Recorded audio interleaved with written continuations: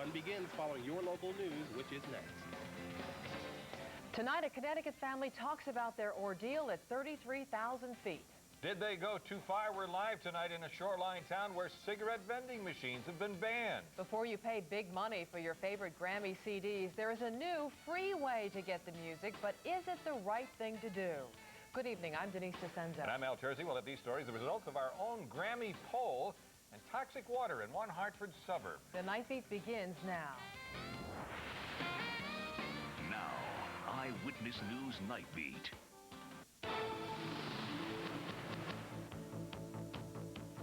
We have new information just in on the winter storm now heading for New England. Miles has just increased his snow projections. Let's go right to him for the very latest. Miles? Well, Denise, it looks like we're going to see a little bit more snow, but still the emphasis of the system is to the east. You can check out radar right now and see what we've got. You can see already we're seeing some fairly heavy amounts of snow beginning to develop now across Nantucket and Martha's Vineyard, Cape Cod. And for us, I think tomorrow we're going to see most of the snow in the eastern part of the state, up to 4 to 6 inches now in the New London County area. And for us, 2 to 5. That's up from the 1 to 3 we had earlier. But Boston looks like they're going to get dumped. This has the potential of 12 to 20 inches in the eastern part of Massachusetts during the day tomorrow.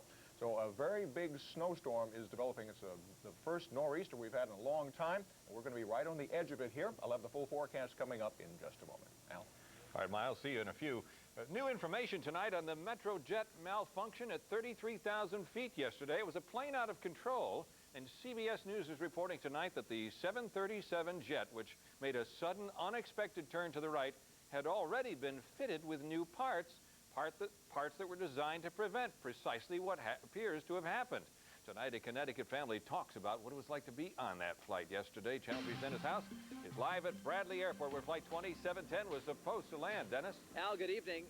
737s are the most popular planes around. In fact, they're workhorses here at Bradley Airport. You might be able to see some of them behind me. But yesterday's incident aboard Flight 2710 is raising some serious questions about 737s. Now, many Connecticut people were on that flight yesterday.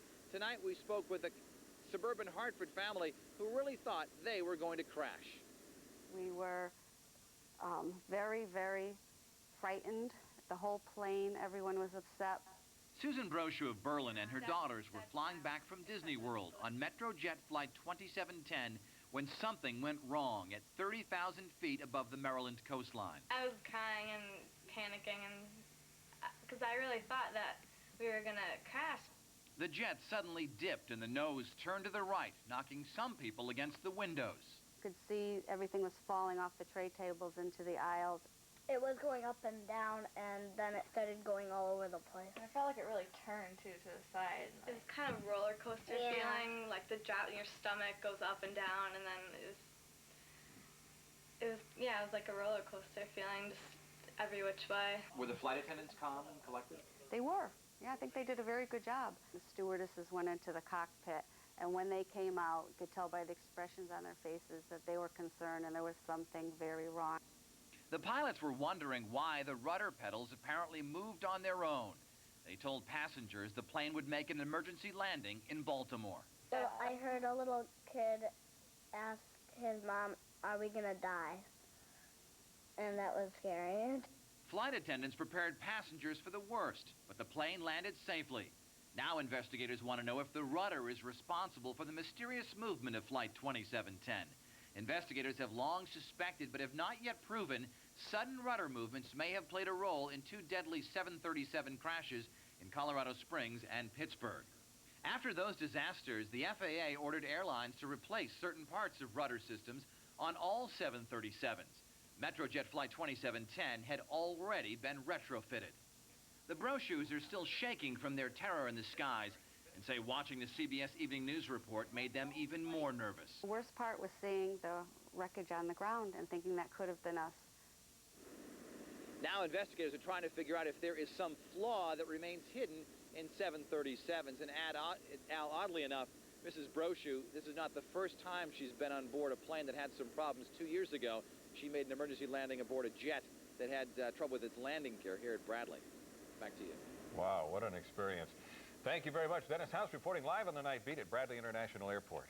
A toxic chemical commonly used as a machine degreasing agent has turned up in nearly a dozen wells in South Windsor.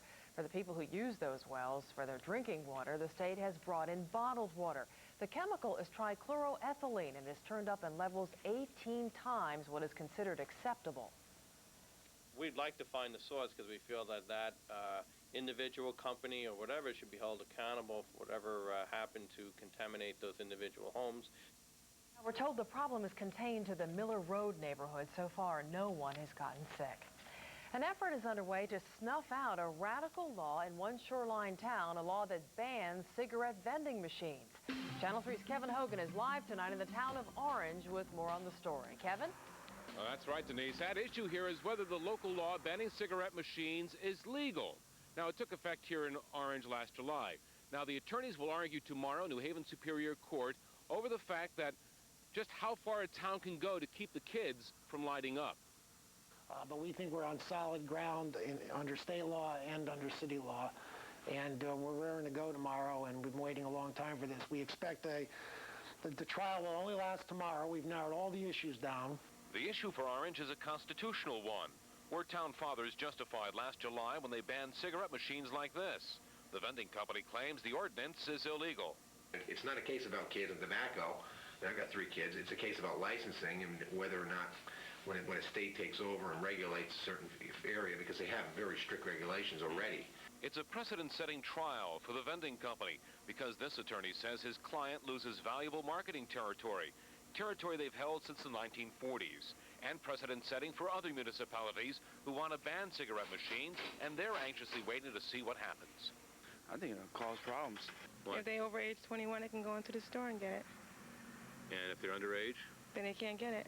The town's expected to have a health expert testify and reveal results of a new study on the issue and how underage smokers buy cigarettes. The vending company is expected to argue that they can keep kids away with lockout devices. I think alcohol is a much bigger problem in this country than cigarette smoking. That's more or less up to the individual. They could be smoking marijuana or drinking. They should be worrying about them getting behind the wheel of a car drunk instead of worrying about cigarette machines. Now, the attorneys on both sides say that this trial will take just one day, and there could be an answer as soon as April. Denise, back to you. All right, Kevin Hogan reporting live tonight from Orange. A new effort to stop teenage violence in West Haven, where a 14-year-old boy is charged with murdering another teen there earlier this month. To prevent retaliation in cases such as that, the mayor is now recruiting a team of social workers, clergy members, and police who would go door to door after any violent attack, speak with family and friends of those involved and give them an outlet for their anger. The attorney for a Connecticut priest accused of sexual abuse is promising a vigorous defense. A second lawsuit has been filed against Father Raymond Jean, the former pastor of Notre Dame Church in Durham. 35-year-old Tracy Beach of Manchester says Jean sexually abused him years ago when he was an altar boy.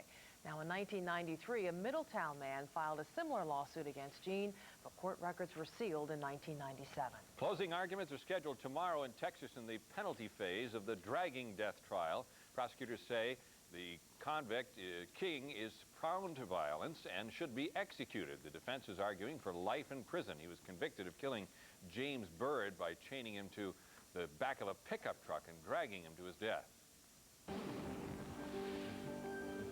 A California jury has found Charles Ng guilty of 11 counts of first-degree murder.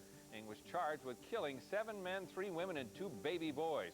Ng showed no reaction as the verdicts were read. He, too, could get the death penalty. An 8th-grade Tennessee boy who took his principal hostage has surrendered. The boy had held the principal at gunpoint for about 3 hours before releasing him unharmed. The student turned himself in about 90 minutes later. No shots were fired.